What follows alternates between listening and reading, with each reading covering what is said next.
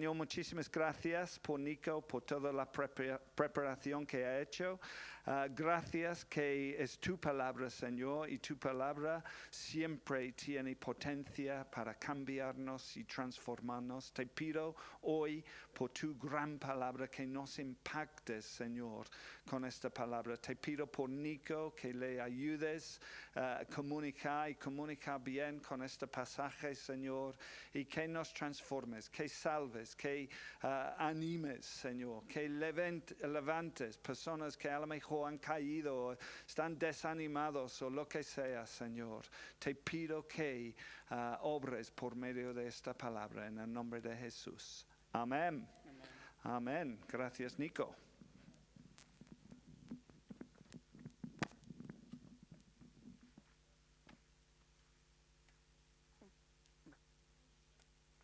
Hola, ¿qué tal? ¿Cómo estáis? Bueno, pues en primer lugar, muchas gracias por dejarme compartir. Sí, la verdad es que me alegra mucho poder estar aquí y que me hayáis dado la oportunidad de volver a aprender todos juntos sobre la palabra. Y hoy vamos a seguir con nuestra serie de ensayo de estrés. Y la verdad es que cuando Kevin me dijo el nombre de esta serie me gustó mucho, porque debido principalmente a mi familia y a mi padre, pues desde pequeño he estado muy metido en el mundo de la construcción y de los materiales, así que sabía perfectamente lo que era un ensayo de estrés. Sin embargo, cuando busqué un poco más para entender un poco más este concepto, me di cuenta de que el ensayo de estrés engloba un montón de cosas. O sea, por ejemplo, para comprobar que una viga de hierro, por ejemplo, que un pedazo de hierro es apto para estar en un edificio y poder sostener pues, la estructura de este edificio, hay que pasarlo por un montón de pruebas. O sea, no es solamente una prueba aislada, sino que son varias pruebas de elasticidad, de torsión, de fuerza, de temperatura. O sea, son un montón de pruebas y de ensayos de estrés. Y me pareció súper importante y también súper relevante para poder aplicar esto a nuestras vidas, y es que muchas veces, bueno, como nos ha dicho Lilo bien, a veces nos olvidamos y nos dejamos llevar por las circunstancias y por nuestra vida y no nos damos cuenta de en qué momento estamos. Así que me pareció pues muy bueno este símil de poder hacer una pausa y ver en qué punto estamos y de examinarnos de esta manera para ver pues eso, en qué punto estamos. Y también me pareció muy interesante que, por ejemplo, las pruebas de elasticidad y de flexibilidad y de torsión pues son muy parecidas y de hecho tienen componentes muy parecidos. Lo que quiero decir con esto es que algunas de las pruebas y de ensayos de estrés pues tienen que ver con las otras. Lo que quiero decir es que, mira, voy a usar y voy a hablar de cosas que hablamos el domingo pasado, así que no te asustes, porque creo que son muy importantes enfatizar en esto y de hecho es la base sobre la cual se construye el siguiente pasaje, y como hemos visto en las pruebas de ensayos de estrés, algunas se solapan. Así que si ves que hay algo que te suena, no te asustes, y de hecho es bueno, yo creo, enfatizar en ciertas cosas para poder seguir construyendo pues esta serie. Y voy a pedir a mi amigo, a Lionel, que venga para leer el pasaje. Un aplauso para Lionel.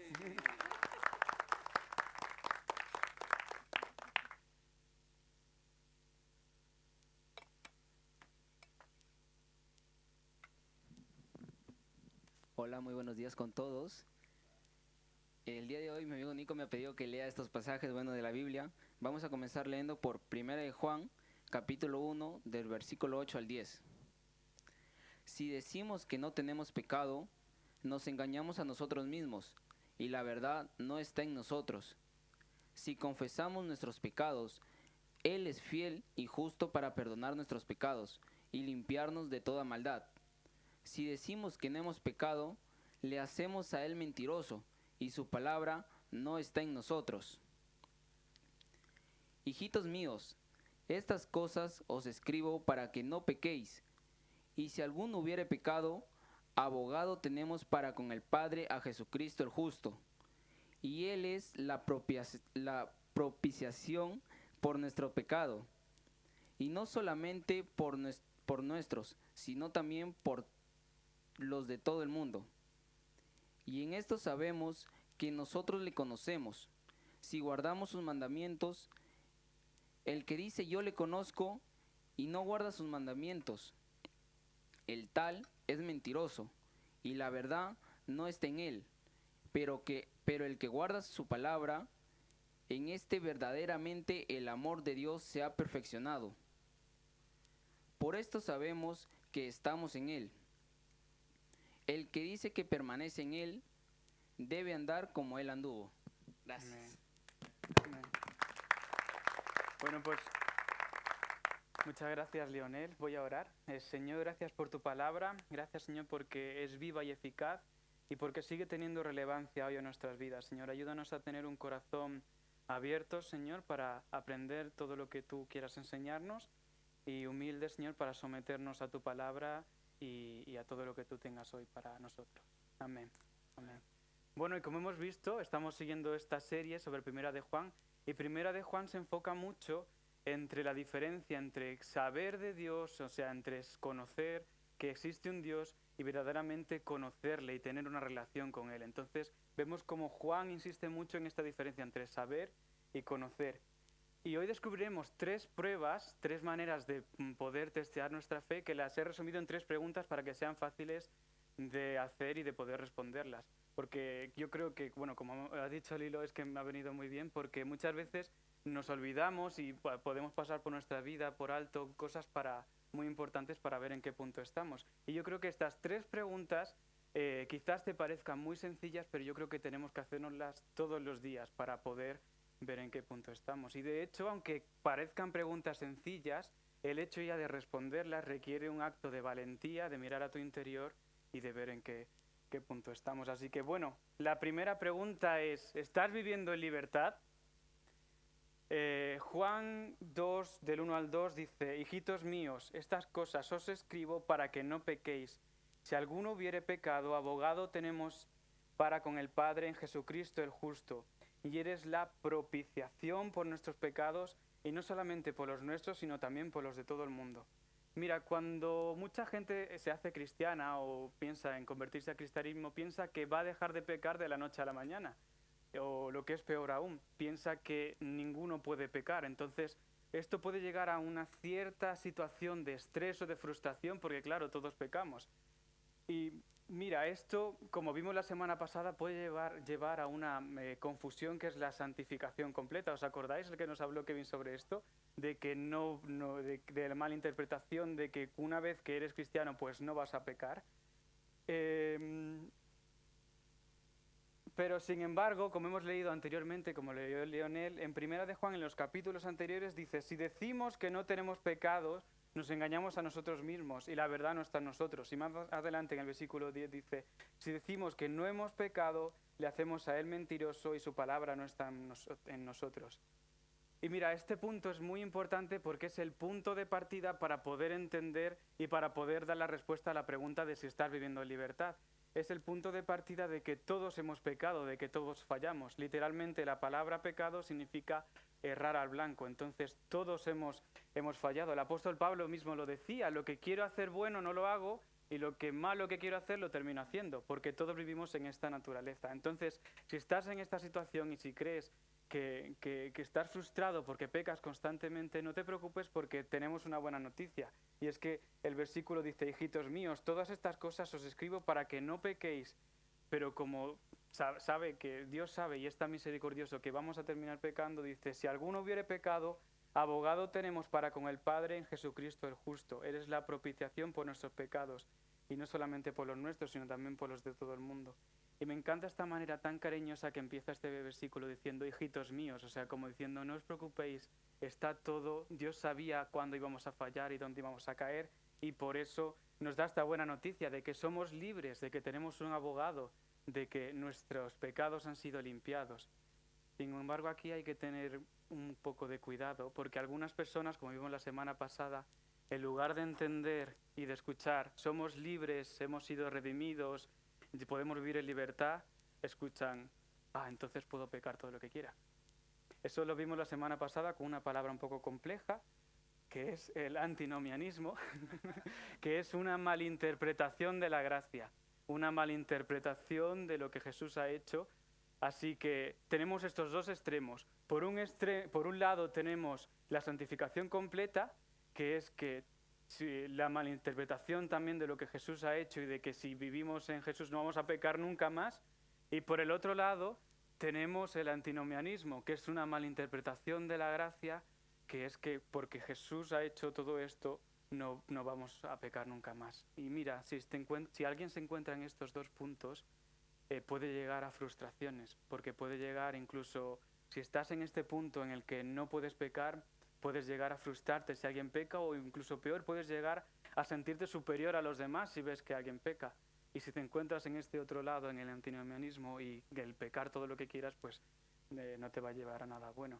Sin embargo, el versículo 2.1 está una palabra clave para entender bien y para poder dar una respuesta a la pregunta de ¿estás viviendo en libertad? Y la palabra es propiciación. Dice, si alguno pecare, abogado tenemos para con el Padre, a Jesucristo el justo.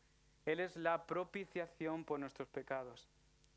Y mira, vamos a ver qué es propiciación, porque es una palabra un poco compleja. Propiciación significa literalmente apaciguar o calmar la ira de Dios. Entonces, cuando escuchas esta definición, se nos vienen a la cabeza varias preguntas. La primera es, entonces, ¿Dios es un Dios con ira? ¿Dios es un Dios enfadado? ¿O Dios es un Dios que está en su trono con un martillo esperando a que yo peque para darme la cabeza y castigarme? Y mira, muchas personas hoy tienen tristemente esta concepción de Dios, de que Dios es un Dios enfadado y que si peca...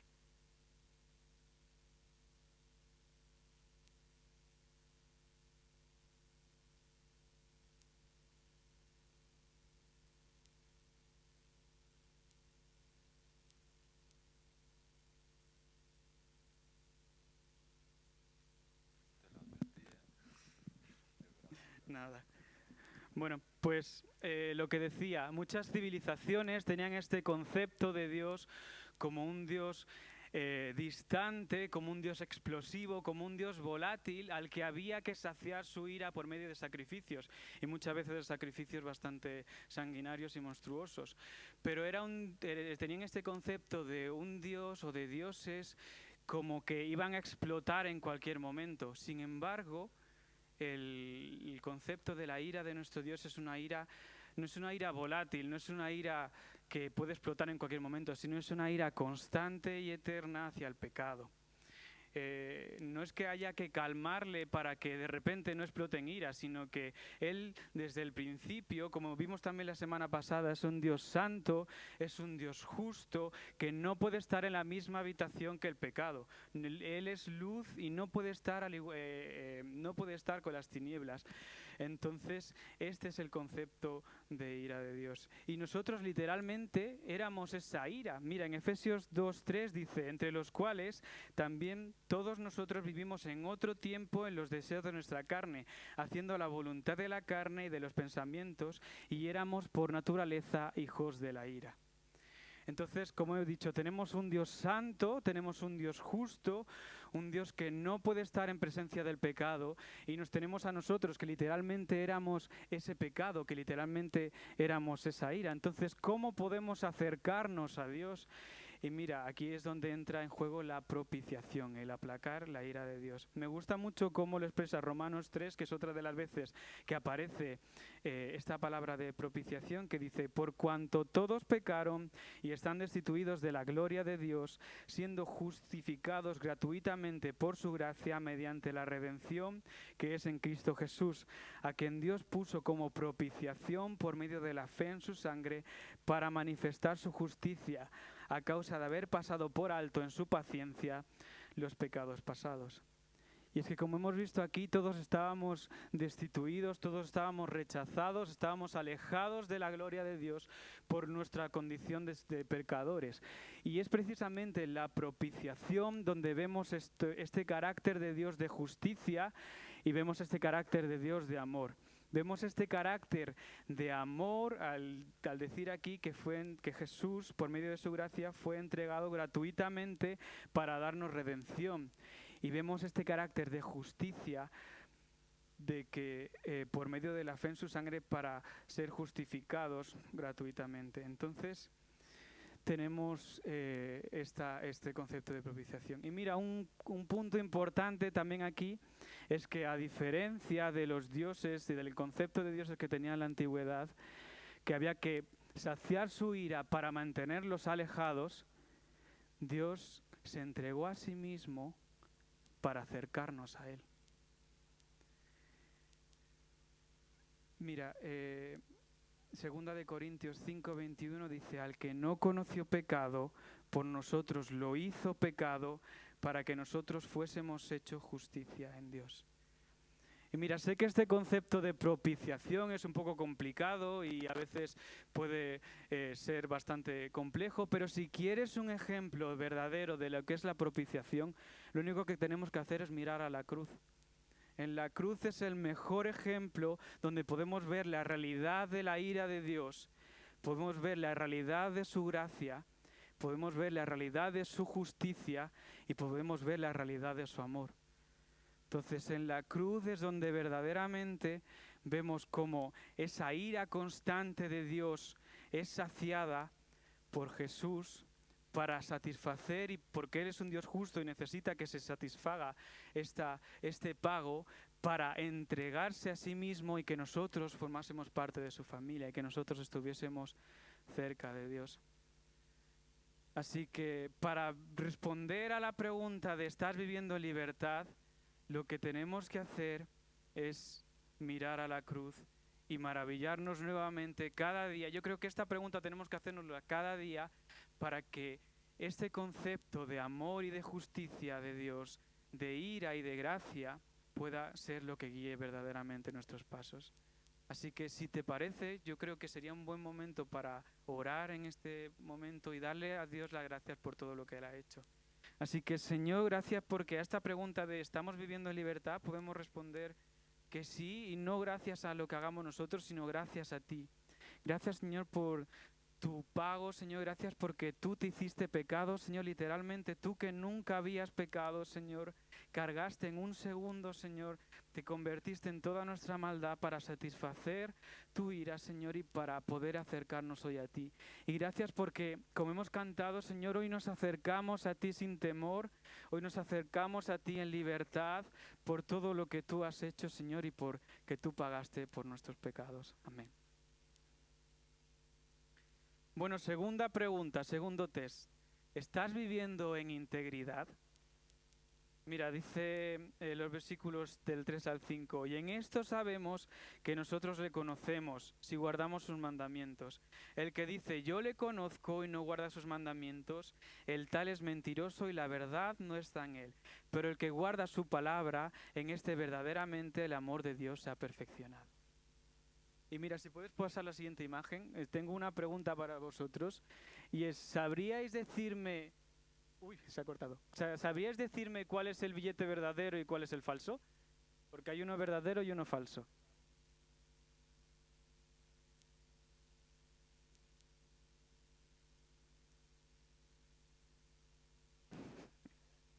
Os voy a decepcionar porque la verdad es que no lo sé.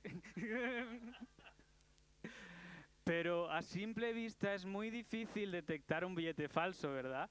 Entonces, hay ciertas maneras, ciertos métodos para saber si un billete es verdadero o falso. Y a mí se me ocurría que una de estas maneras es con una especie de rotulador especial que cuando tú le das el billete, pues te lo pasa, y si el billete se queda manchado es que es falso, pero si el billete pues no queda manchado es que es verdadero. Y no sé si te pasa, pero a mí me pasa mucho, y es que yo todavía cuando voy a dar un billete grande a una tienda, mi corazón empieza a latir muy fuerte porque empieza la pregunta de ¿y si es falso? Y claro, digo, ¿y si es falso y me lo han dado falso? Porque claro, yo no lo he fabricado en casa.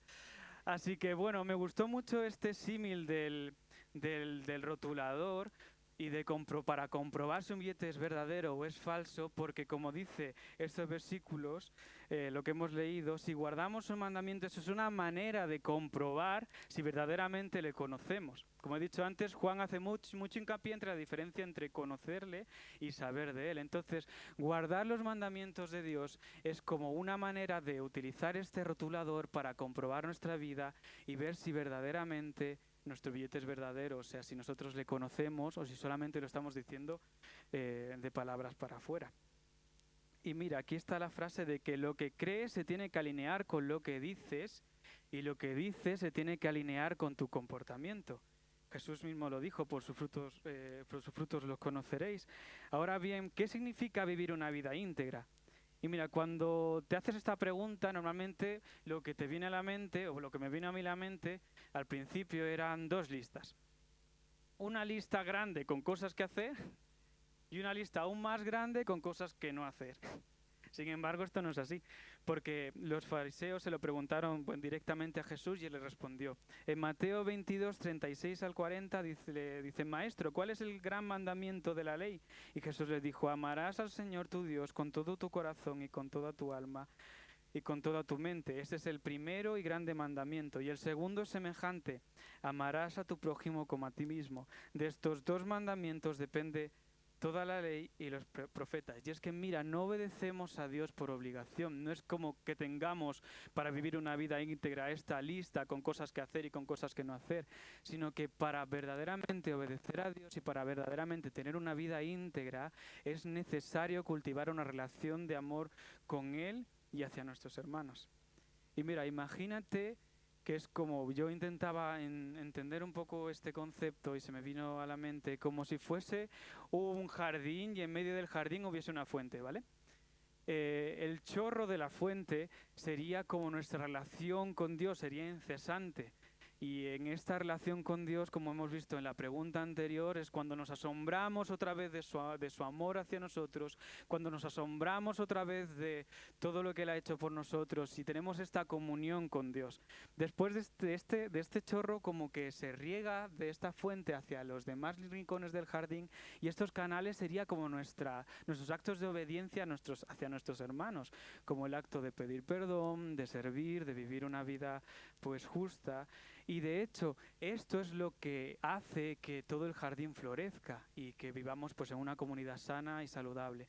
Sin embargo, todo esto depende de nuestra relación con Dios. Y es que si se seca o si para este chorro de agua, pues no vamos a poder conseguir nunca tener una vida íntegra.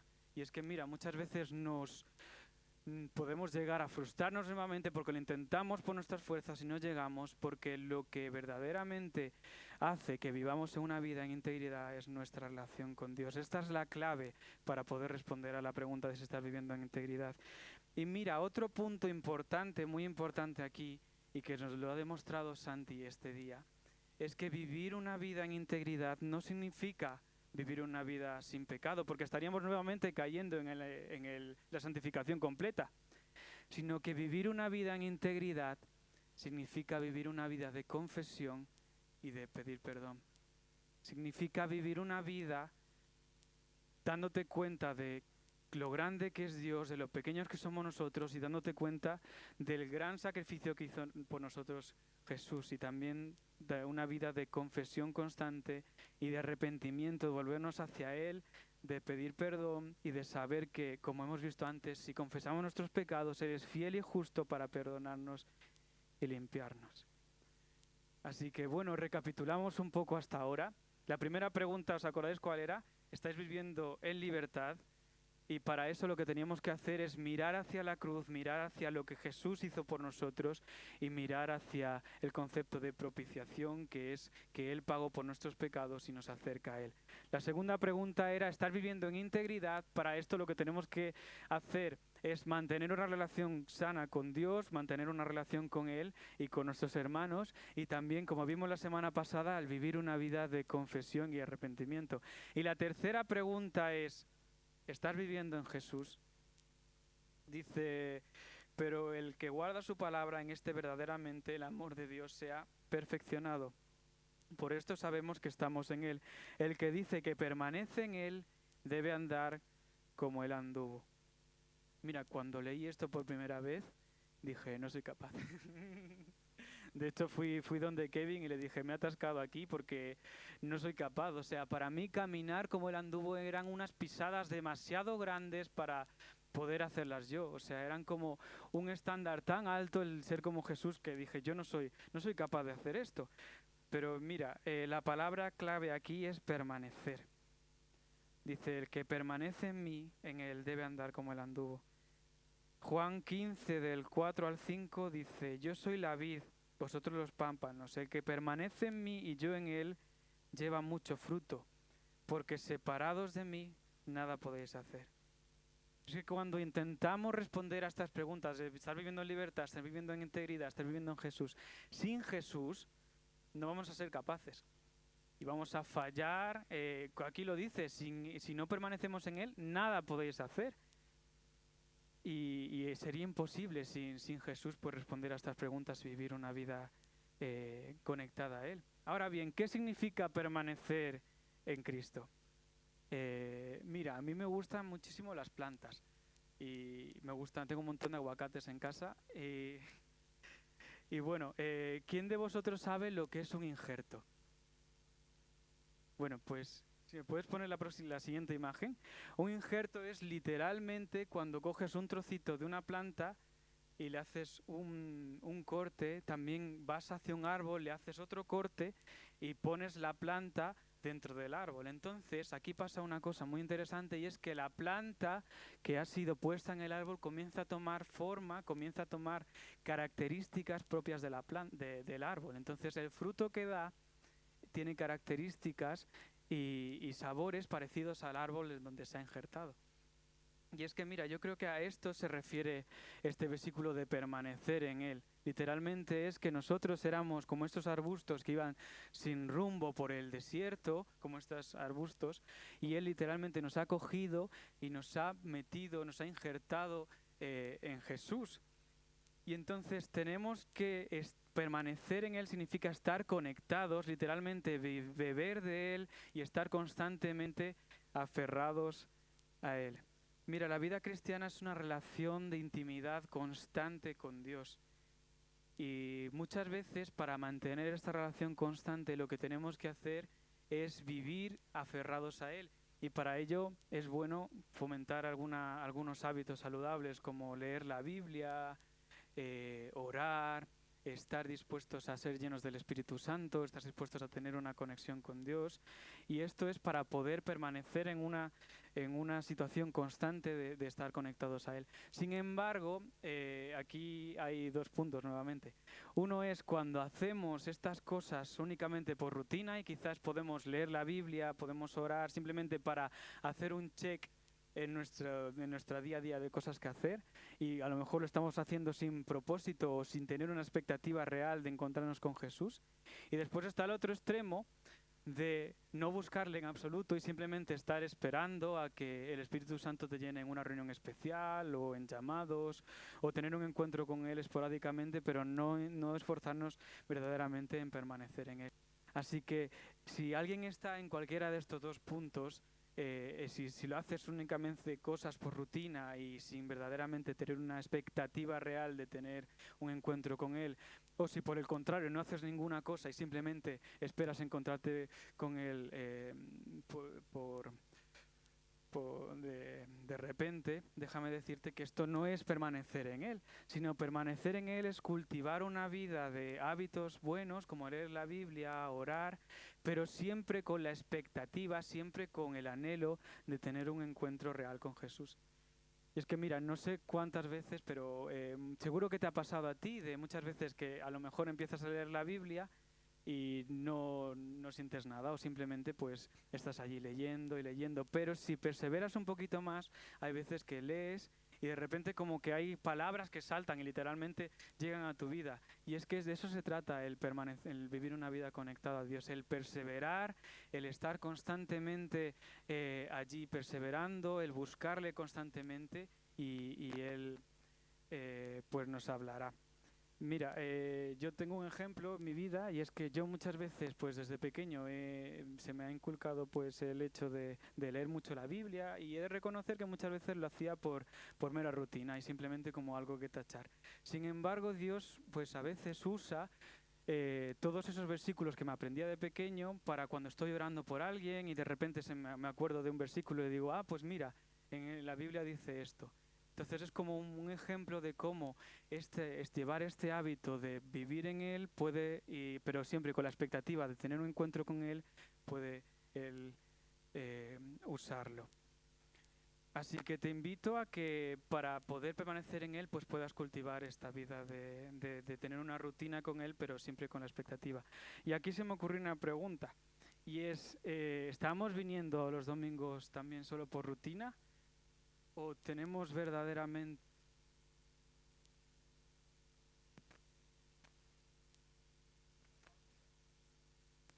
Hola, ahora, vale, sí. Entonces... Sí, la pregunta es, ¿estamos viniendo los domingos solamente por rutina o tenemos verdaderamente esta expectativa de encontrarnos con Dios? Así que, bueno, voy a pedir a la banda que pase, que vaya pasando. Y yo creo que es un buen momento para quizás orar todos juntos y siempre, como he dicho, estas preguntas son una especie de comprobaciones previas para ver en qué punto estamos.